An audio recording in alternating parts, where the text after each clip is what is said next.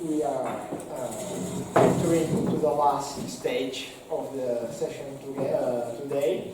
Now there's the discussion. So thank you for being here in the Parador for yourself without any direction. And if you want, I can put some questions. Oh, perhaps give the... No, but just for, but continue eating really hard. And I can put some ideas on the table, and then maybe you can answer me directly or not. It's not compulsory, but just to trend some of your expositions. For example, for me, it's really glad to have heard you, François, because when I was a PhD student too, I talk about populism and I compared the Bollogism and Leroxism, the Catalan Leroxism, and they are in general in all of the conferences something that from Ricard, Gemma, Lugus, and me matters a lot. That's how the collective or the public perceive this kind of fears of being in a decadent or maybe in a corrupt state or regime. And I think that this kind of fears, emotions that voters or citizens have is really what matters when we are addressing scandals. So with this general, abstract, and not brilliant idea, I want to open the session of the discussion, and if you want to, we can, if you want, we can collect monographical ideas, and just to have a little bit of battery, a list of ideas, of thematic ideas, and then moving on these subjects. What do you think? Do you have any question related to the emotions of public? Okay, yeah, the first one. Okay. Quick response. Thanks very much, because that was exactly what I wanted to ask about, because I thought it was really interesting the way in which all the speakers in some ways talked about the tone of the discussion, whether that was the sort of mocking ridicule that Ian was talking about, or whether it was the sort of violent language that Silvia and Andrei were talking about, but also cartoons figured in François' paper and in Gemma's paper as well. So I'm wondering about the role of the history of emotions here more generally, and how useful you found that approach to thinking about scandals, but also particularly the role of humour in moving people, whether they're not mutually exclusive strategies, but is the sort of heightened disgust that the sort of emotive language of contempt, of disgust creates, is that more powerful, do you think, in moving the emotions of the people, or is it the ridicule, the satire that was mentioned? Which is the more powerful way of expressing the hostility to corruption? Who will start? I can start. It's a very good question. Thank you, Mark. It does have to be said that, the speaking purely for the British example, I know colleagues can speak about other ones, but satire and the emergence of satire is very closely linked to the question of corruption. There is, I think, a deliberate attempt to kind of ritualise a lot of this behaviour, both in how it's depicted visually, how it's expressed. The language that Wade isn't the most violent.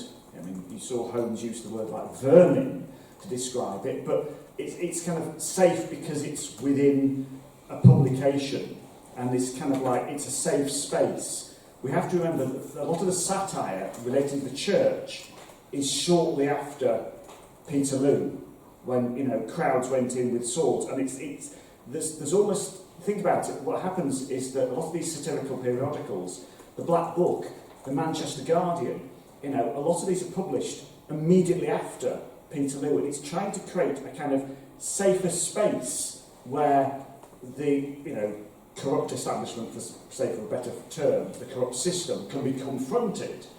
But then you get journalists like Wade who try to actually start breaking down what's wrong exactly here.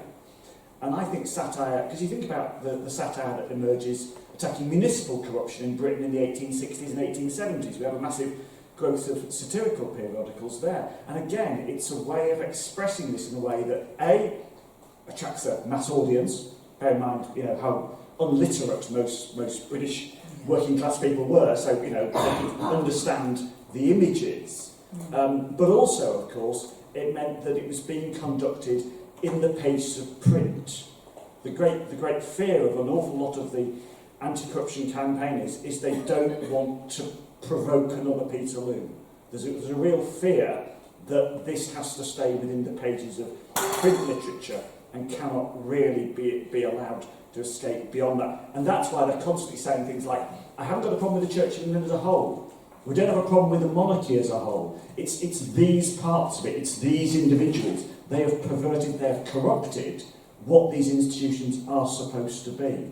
And therefore it's very nuanced, it's very careful, it's very controlled, and as a result, therefore, and most of the material that I've looked at seems to shy away from the big political questions. That doesn't seem, the use of the term corruption before the periods that Tom's going to talk about tomorrow, it's a term that people are a lot more careful about using, directing it more carefully. I think there's a psychic wound caused by Peterloo that takes a very long time to heal in the 19th century. Sorry, long answer. Just to answer to the question of the emotion of the masses, of the public sphere, what you want to talk about, it's one of the main questions for historians, because the answer are sources, archives. Yeah. And it's very easy to know, we can easily know what these movements wanted to express, to show what emotions they want to make in the support of voters, but it's far more difficult to know what people thought, what emotions people had. To try to answer to this question, it's more easy to answer if we think about Boulangism, and far more difficult about Blasquism, just because of the nature of the archives. About Boulangism, we've got a lot of police reports, which told a lot of things about the demonstration, the slogans, the meetings, and things like that. And we've got also a lot of letters from the supporters of Boulanger, who sent these letters during the 2 years of the movement's actions. And when Boulanger was in trial, a political trial, to try to, that opportunists made a political trial against Boulanger, police took all the letters that supporters sent to Boulanger, and we can have a lot of things about the mentality of Boulanger's supporters, and the anger against political corruption, and a more systemic vision of the Third Republic as a rotten system, of a Fourth Republic very close to monarchical systems, and a rotten system full of politicians, demagogues. It's absolutely clear. It's the easiest thing to know of the link between Boulangists' votes and corruption. For Blasquism, the problem is that we don't have archives except of El Pueblo, the newspaper of the movements. Official statement is the Gran Riada of Valencia, which destroyed the archives of the Gobernation. Maybe it's the fault of the regime or the civil war, I don't know. But we don't have police reports. We know that there are spies of the governor, that sort of policemen, not really police, but sort of policemen spied the demonstration. But we don't have these documents. But we can try to see the slogan during demonstration in newspapers or all of the clues to understand the emotions of voters, supporters, and things like that. But it's very difficult. One point about these emotions in the 19th century, humor, ridicule, satire to create an emotion, but also fear.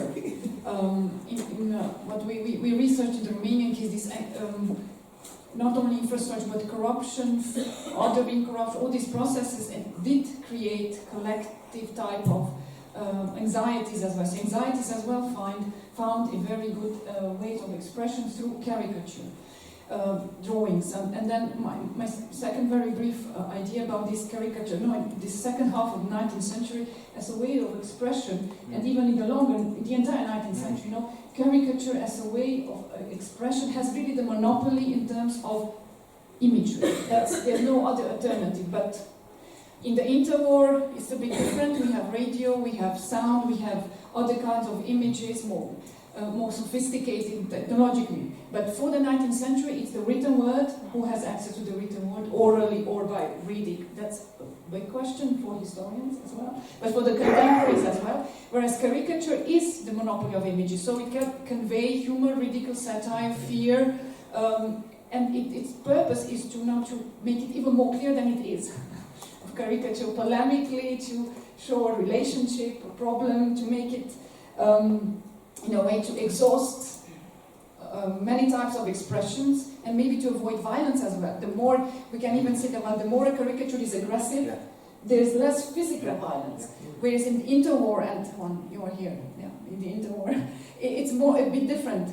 Caricature doesn't have this monopoly on expressing, but we have much more physical violence in the streets by the 1900s as well. I don't know, that's thing to discuss. Yes, I would like to add another aspect. I think there is a great difference between a real scandal, like the Cabriñanas one, and the micro scandals, which we can find in the pueblo, related to referring to masochismo, and at the same time there is iconographic elements which are similar, and they are transnational, and we can find it in some countries. In Europe, in America, Latin America, for instance, the iconography of anti-corruption via the water, to clean, to purify all the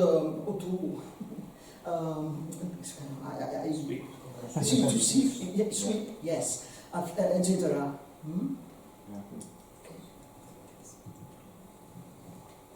And just one brief remark. Now, anxiety as a category is not something used by the historical actors themselves at the time.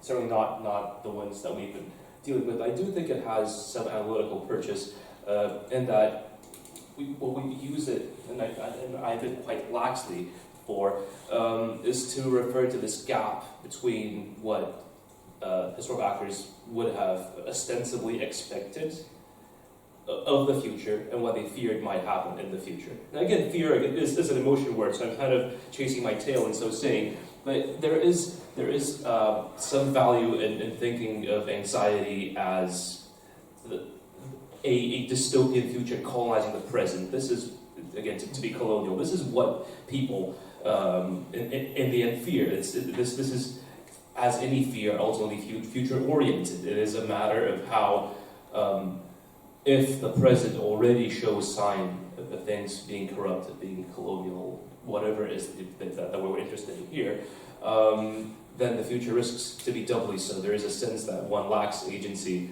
over the future, which is, I guess, part of the human condition, but even more so if one extrapolates from what one perceives to be happening or tries to convince others is already happening. If the groundwork for colonization in the future is already being laid in the present, this extrapolation is anxiogenic. That is kind of the way in which we ended up using anxiety as a category. But as for emotion words themselves, as for the sort of complex and interaction between words and images, Silvia is absolutely right. There is something to be said about the monopoly of caricature, in the Romanian case at least. There's virtually no illustration that is not on some level satirical, unless of course you have some copy of a German decorative engraving with two lovers or a small funny cat next to a vase or something, which are entirely incidental and play no political role. If it is political and it's in a newspaper, it's going to be a caricature for sure. It's going to be some form of lampooning. And on the one hand, sure, you do have a transnational, perhaps global language of symbolism of brooms sweeping around, purifying waters and all that. Yeah. But there's also the flip side of hyper-specific historical shibboleths. You do have the sort of stuff that would have been an in-joke that everyone was part of at the time, perhaps an ephemeral one, but a passing meme of past times that now leaves us scratching our heads interpretation-wise. I think, it's not just recognizing which bearded or mustachioed gentleman is getting lampooned there if their name isn't on there. But it's also the actual structure of the joke, the visual analogies that are sometimes implied are kind of lost. Still, emotion is important enough, perhaps, because in spite of missing some of that context, we kind of know how they were supposed to make you feel regardless. Intuitively, I know. It's not very scientific of me to say, but here it goes. Any other questions? Wait. Recuerdo que tens un minuto. Thank you all. So I've got a very quick question for Ian, and then a question for the other panellists as well, or a point of discussion. So for Ian, you talked about the Church of England. I'm just wondering, about the Church in Wales, and if that featured at all. And then I noticed, in a similar vein, the 1831 John Wade contents also had the Church of Ireland. Is that right? So could you just say something about the Church in Wales, which is the Anglican Church in Wales, and the Church of Ireland, which is the Anglican Church in Ireland at this juncture? Yeah. So there was that. And then my question for the other panellists, which is on a slightly different topic, forgive me, but this is about anti-Semitism, and which is something that Silvia and Andrei quite explicitly touched upon. But then, Gemma, there's mentioned the Panama Canal scandal in your paper, which of course then takes us into France, and I know that was especially racialised, and it just strikes me that there's a lot of the politics of corruption and scandal at this juncture. One distinctive ingredient in the late 19th century and on into the early 20th century is this anti-Semitic element, and we certainly see that in Britain as well, and that's something I'll say a bit more about tomorrow morning. So I was after just some reflections and thoughts on that particular theme. But first, Ian. Yes.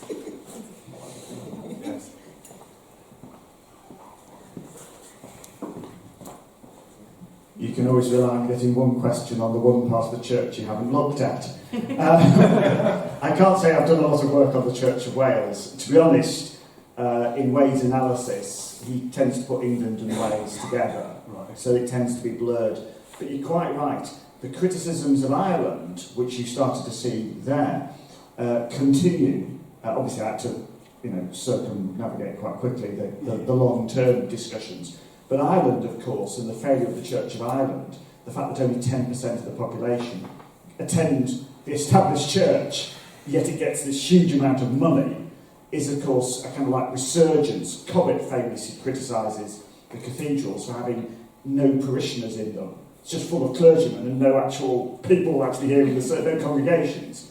And the same is made quite strongly in the 1850s and 60s against the Church of Ireland. And Gladstone basically builds on that to disestablish the church. If you don't mind me, just purely because of where I'm from, Scotland, interestingly, he says that because Scotland is far more focused on education, every parish has a school, the parishioners have a choice in who becomes the minister.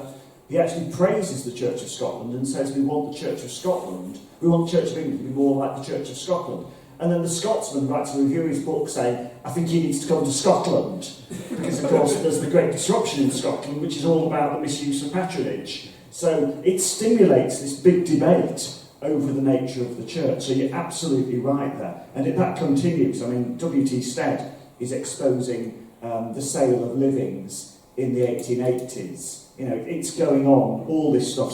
It's just they're keeping it out of the press. That's what they get. That's what the Ecclesiastical Commission gets good at, hiding what's going on within the system. I will start to answer your second question as well. Wade, for all his other merits, is deeply anti-Semitic. Jew stock jobbers are one of the groups he particularly has it in for. And, you know, it's one of those moments where you're reading this thinking, oh, yeah, give it to the man. And you read this and you go, oh, right? It's like when you're reading, you know, Labour politicians in the 1920s. You're thinking, yes, and then they start on about the Black Menace in Europe. And you're going, well, perhaps not. It's more nuanced than we think it is. But absolutely, there is a deep anti-Semitic, and obviously all the financial scandals that we talked about at the conference that we organised in Oxford a couple of years ago. We exposed, there's quite a lot of that in there as well. The symbol of the octopus, you know, is often used, and of course it's nowadays seen as an anti-Semitic trope, but absolutely, I'll pass on to who wants to. May I? Right, thank you so much. Now, I guess I should start off by saying, when Jews are accused of being corrupt in Romania, oftentimes it is in the most capacious and vague way, because vagueness is productive.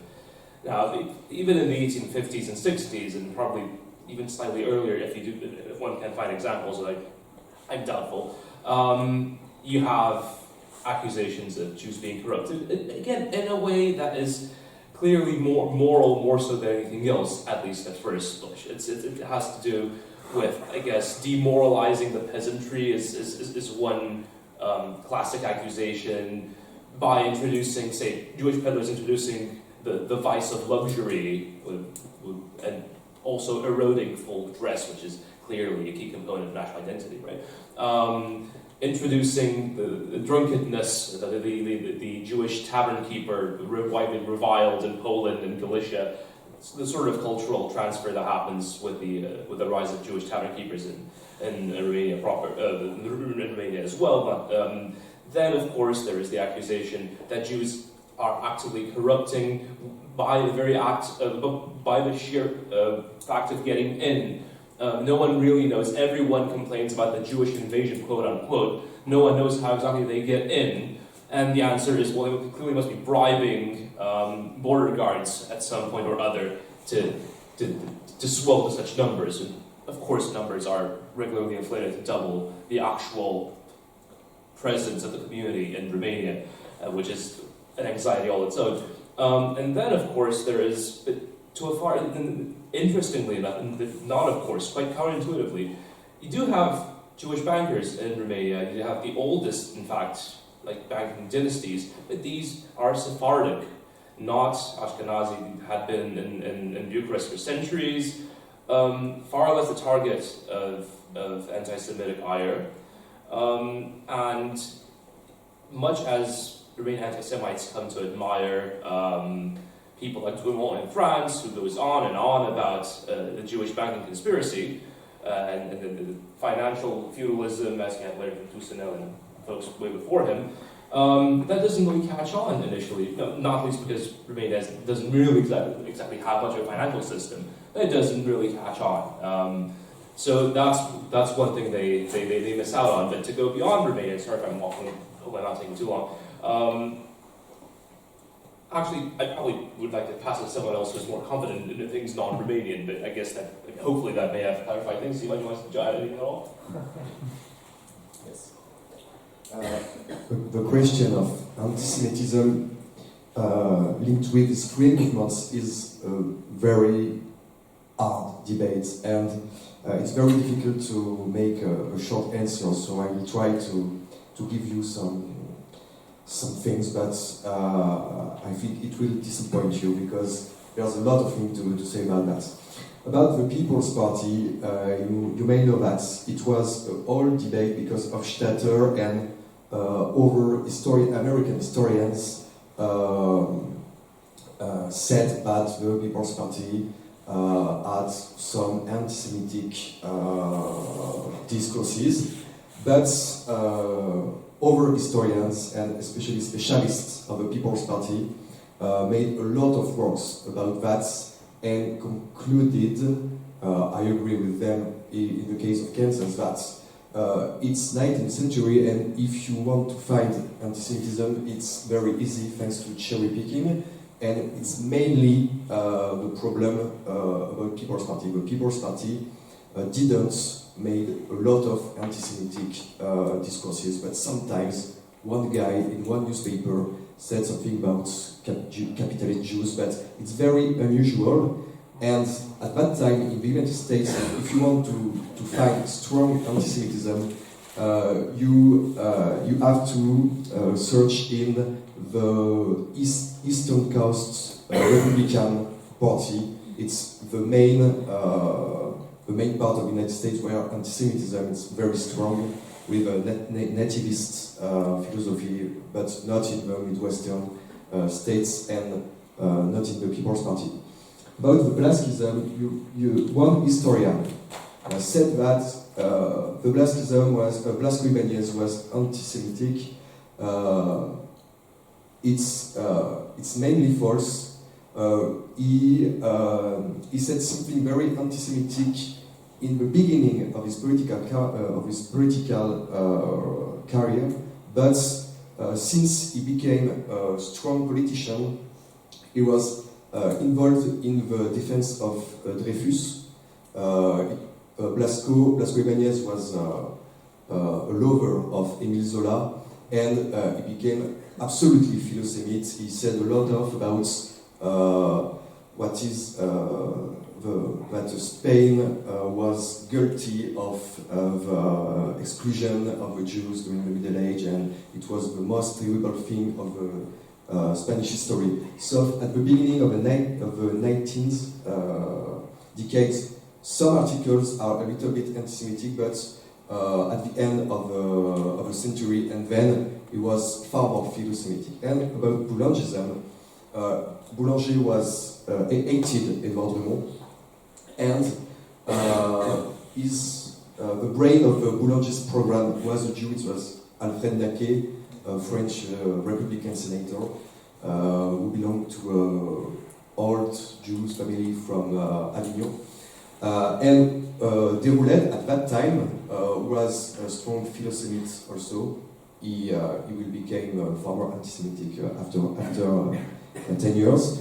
And one time, just a last example, the deputy Maurice Vergoin said something like, we will fight the capitalists, the Jews capitalists, things like that, and he was forced to make public excuses in all of the Boulanger's newspapers. So there are anti-Semitism in the Boulanger's movement, but it's not a part of a platform. It's not a problem for Boulangism.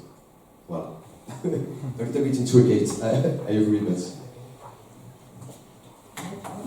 Then? Yeah, it's fine. Yeah. Do you want as a question? Go ahead, Juan. For the first time in history, the guy with the calm... If the organizers let me take my technician costume off and put my PhD candidate on.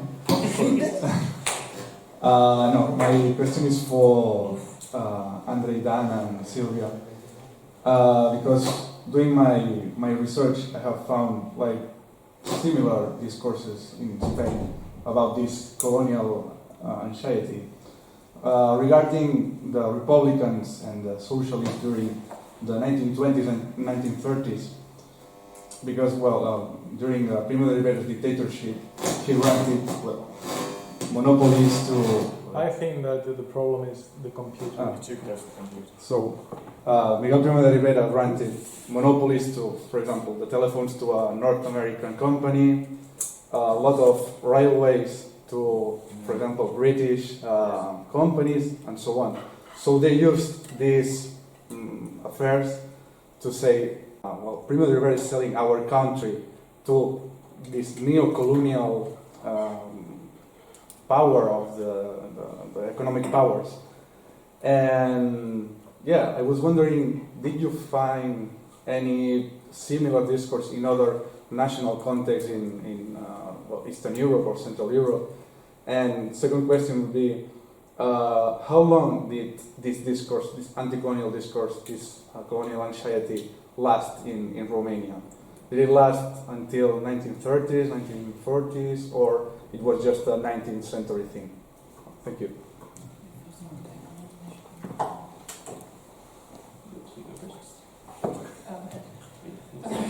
Thank you, Juan.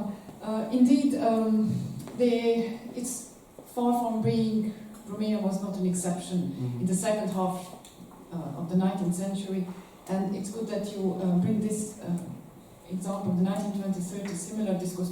Definitely there were similar discourses in infrastructure investment in what was back the second half of the 19th century. Bulgaria was still very deeply involved in the Ottoman administrative system. Bulgaria became independent in 1905, so much later. Its autonomy was much more reduced than the Romanian one. But still, building the railways, German investors, bankers, British investors and bankers, Ottoman authorities, Ottoman investors, and Bulgarian investors. So there was quite a cosmopolitan around, and not only in that Central and Eastern Europe. Building the railways was extremely cosmopolitan, with many vested interests, economic, financial, and then of course, military, political. And these anxieties were there that while the railways, what do they bring? What do they transport? Literally, yeah, it's transportation. But what else? They bring political influence, political interference, more specifically, political interference. For instance, the Russian Empire did wish explicitly building the Russian network, railway network, was for literally transporting political influence. Political influence very tangibly, that is political intervention in the local affairs. Not only for economic reasons, but the most serious and feared intervention was political control, appointing in politics, in daily politics, governmental politics, parliamentary politics, which did happen. And it was part of this, the region, and probably that regard Spain as well, I don't know, was extremely cosmopolitan, but it went in many ways. Cosmopolitan in terms of finances, finance is cosmopolitan, as the anti-Semites as well would say, but in terms of economic connection, financial connection, political connection as well were multiple, were pluri, in that sense they were pluri. And hence there was room for both hopefulness, that is connectivity, let's would say that way, integration into civilization, whatnot, modernity, modernization. There was room for such discourses, but there was ample room for anxiety, fear types of discourses, that political control, political interference, even if materially, but symbolically as well, and politically.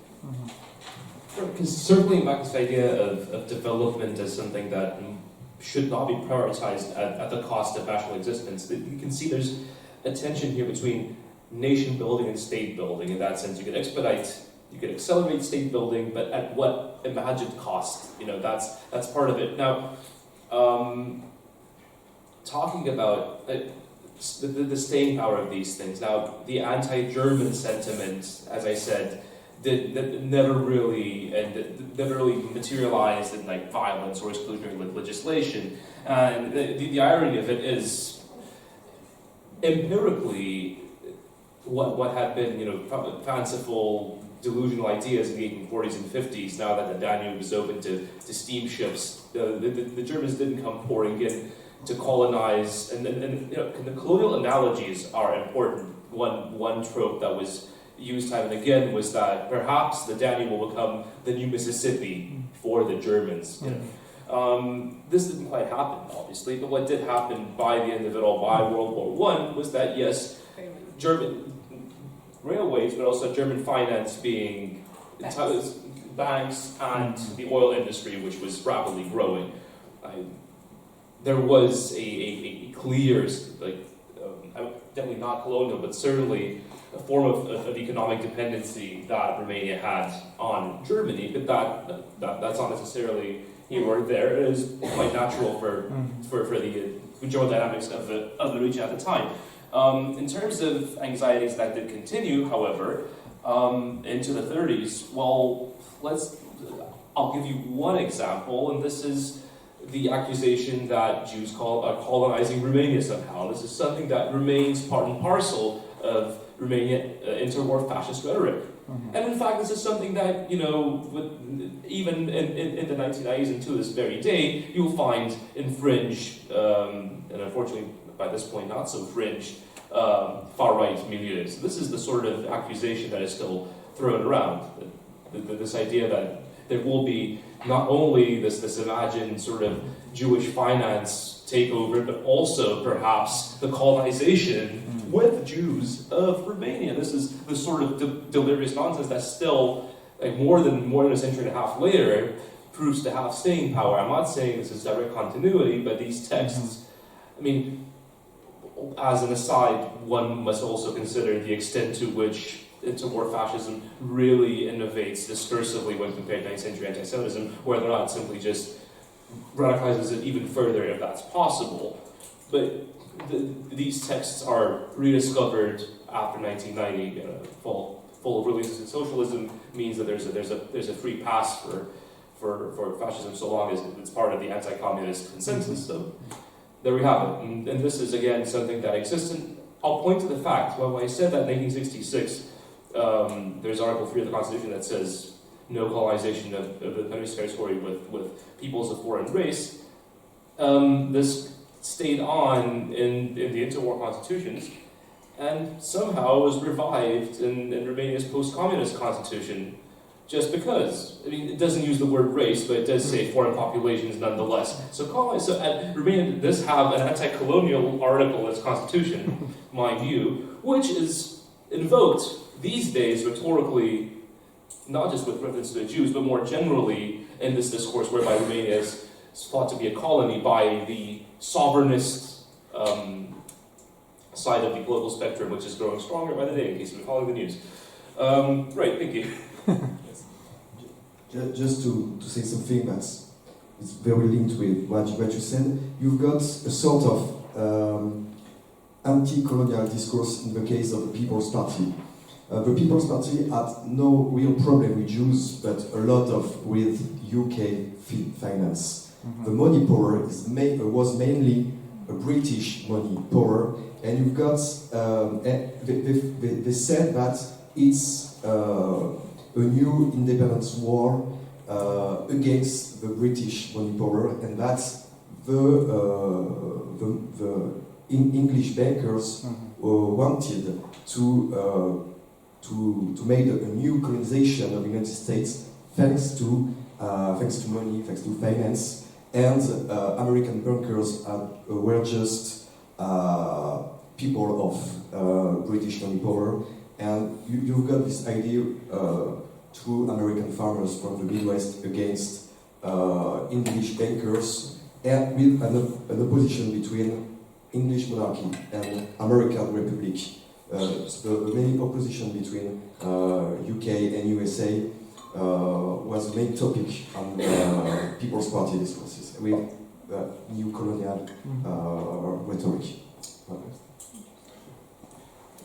Here's a question, and perhaps the last one. It's getting late.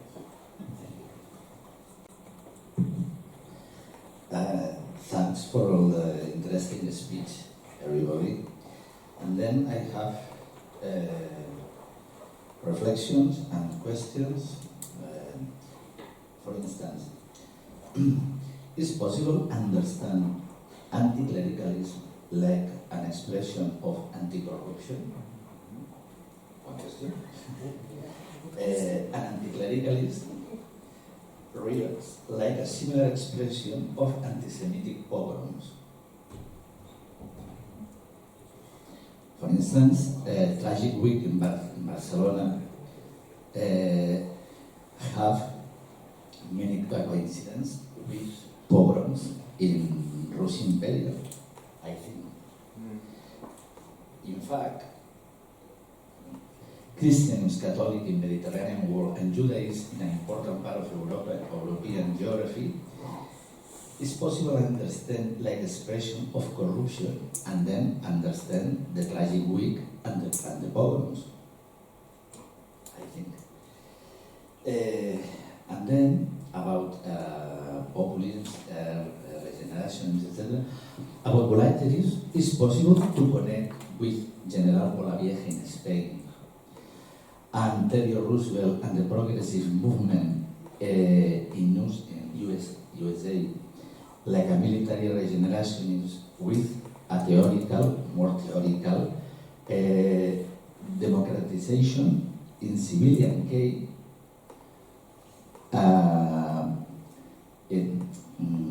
in a point of view, military point of view.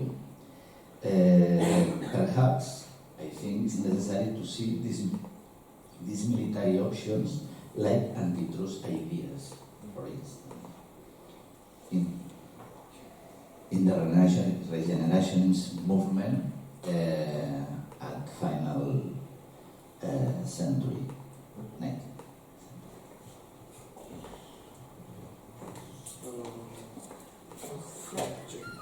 Just to start about anti-clericalism. Anti-clericalism is slightly difficult because it is something that is less of a British tradition, and the interesting thing is the way in which anti-clericalism, in a sense, becomes a sort of safe space in which to criticise the Constitution. And as I say, it's because it's clear from not just Wade, but Wade articulates it the best, that the Church has got a public function, but it's failing to fulfil that function. And because it is the established Church, therefore receiving money from the state, from the taxpayer, therefore it's legitimate to criticise it. But the criticism has to be very carefully phrased. When I said about this, the reflection of the Peterloo, obviously that's just a smaller reflection of the fear of the French Revolution. That's always hanging over any kind of radical movement in Britain, is the accusation that you're Jacobins. And as a result, therefore, sometimes the anti-corruption movement, as in the case of anti-clericalism, can simply be reduced by the authority being criticised to, oh, you are criticising the abuses. And as long as we solve those abuses, the state will be okay. And that's really why the model in Britain is quite a conservative one.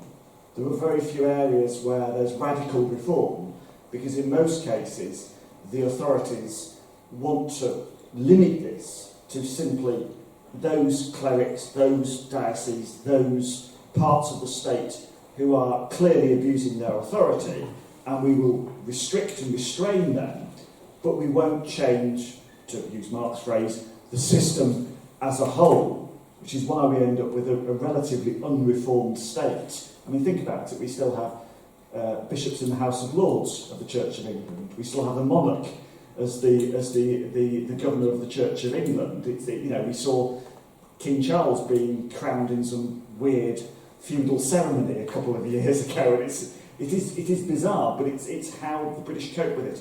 And because of the fear of revolution, the radicals themselves aren't prepared to push for greater reform. So it's this kind of constantly mediated by other examples in other countries. 1848, similarly, puts the fear of God at the British, and so they have to think about how can we avoid something similar happening here. So anti-clericalism isn't a strong tradition in Britain. There's a strand to it. It goes mainstream in the 1820s, but that's the thing. Once the Ecclesiastical Commission is set up, it doesn't ever quite resurrect. You get the jokes that I showed you in the Punch magazine, but there's not an actual anti-clerical campaign there. It's nothing like what happens in France, for example. I mean, the British look at the French anti-clerical campaign and go, oh, thank God we've got the Church of England. And so by that point, things have changed. So this is the problem. Britain is constantly looking at the rest of Europe and thinking how do we avoid making those mistakes in how they reform and how they avoid revolution. So it's this constant, rather tentative tightrope walk they're constantly doing. Whether or not it succeeds is entirely up to you to decide. An English person would say it would succeed, a Scottish person would say definitely not. Well, about anti-clericalism, the situation is very different in France, Spain, and of course in the USA. In the US, to be honest, there is one source of anti-clericalism, but it's not about scandal, it's more about nativism, because it's against Catholics, so it's against German, Irish, but it's very specific of the American context. In France, boulangistes belong to radicalism, so anti-clerical movements, but they didn't speak a lot about religion because they want to capture the conservative voters. So anti-clericalism was very, under the, don't speak about that. But in Spain, of course, the problem is very different because anti-clericalism is one of the main topics of Blasquism. And Blasquism used a lot of scandal rhetoric to condemn the clergy, and there were a lot of cases of locked women, sex scandals with children or women, and they used a lot of all of these scandals, and scandals in the city of Valencia, because maybe it's the church is on to us. The church is on. I think so. yes, maybe it's good. Yes, and Blasquism used a lot of the rhetoric of corruption and scandals against the power of the clergy. But there's a main difference between to my mind, between anti-Semitism and anti-clericalism is that where are the Jews in power? When we speak about anti-Semitism, it's just a plot.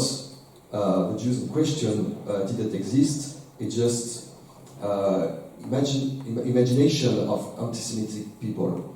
But in the case of Blasquism, the church and politicians who were close to the church in both dynastical parties and in the Liga Católica were very powerful and strong adversaries and opponents to Blasquism. So maybe it's a real difference.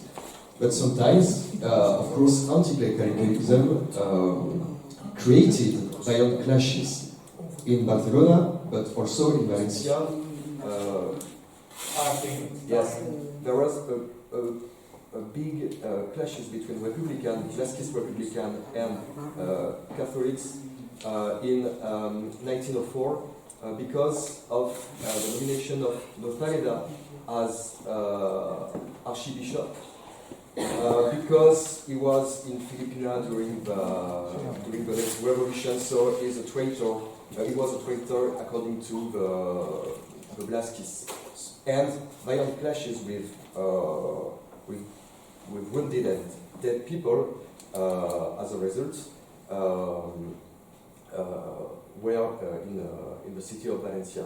But maybe the main difference is that the church and politicians who were close to the church were a real power in Spain, and the power of the Jews is just a phantasma of anti-Semitic people. So it's really not the same thing. And just to be very, very quickly, yes, the idea of the People's Party were taken during the progressive era by the two main parties, and especially by Theodore Roosevelt.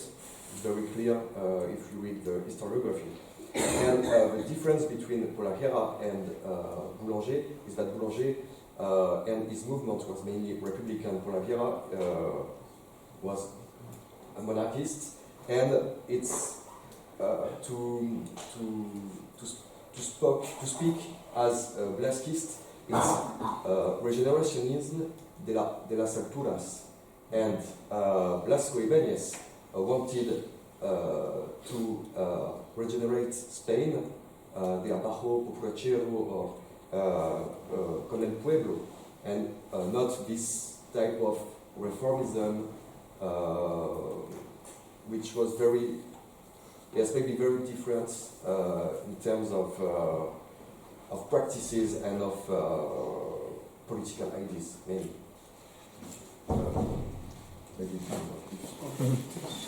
Is there any other question? No? So thank you very much, all the panelists. Just to sum up a bit and to connect to tomorrow's panel, I think that there are here some really nice ideas, starting with the political emotions that relate to some vocabulary, the expression of anger, the tripotage, la pourriture républicaine, par exemple, the Vermin, the Beatles, and well, maybe tomorrow Clément Ferrier will express this idea that maybe there's the other side of the anti-corrupt movement that are not always civic or open, and that maybe there's a bad monster down the bed of the fight against the corruption. Mm-hmm. So when we're addressing populist movements, or when we are face to face this kind of satires or caricatures that are quite aggressive, maybe this can all be the gate to enter over kind of anti-political monsters. And with this idea, I'm going to put an end to this session today. And see you tomorrow.